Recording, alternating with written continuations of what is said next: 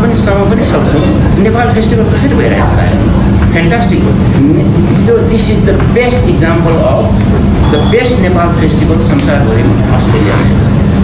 I support every moment. I am attending Nepal festival, at least Melbourne, होइन भनेपछि मैले यो हाई लेभल कमिटीको चेयर हो भनेर अस्ट्रेलियामा this is the first event I am doing if you call it event भनेपछि मेरो कुनै इन्टरफेरेन्स हुँदैन हामी एउटा टास्क गर्न आएको एनसीसीलाई कन्ट्रोल गर्ने एनसीसीलाई इन्टरफेयर गर्ने हो यसले आफ्नो एक्टिभिटी कन्टिन्यू नै गरिराख्नुपर्छ यो त सबै कुरा त समाजसेवाकै काम हुने भनेपछि बिग्रेको चाहिँ नेपालमा दर्ता भएको संस्थाको कुरा हो त्यसको एउटा अधिवेशन प्रोपरली नभएको हो त्यो पनि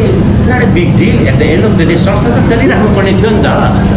संस्था स्ट्रङ भएको भए त सचिवालय त चलिराख्थ्यो उसले काम गरिराख्थ्यो प्रोजेक्टहरू हुन्थ्यो कन्टिन्युस प्रोजेक्ट गरिराख्नु पर्थ्यो तर एक्जिक्युटिभ त प्रब्लम छ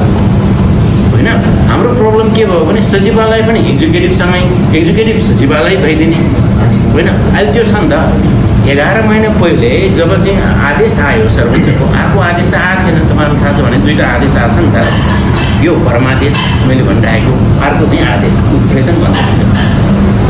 अब के भयो भने धेरै साथीहरूले के भन्छन् त्यो आउने बित्तिकै संक्षिप्त र पूर्ण पाठमा उति फरक छैन क्या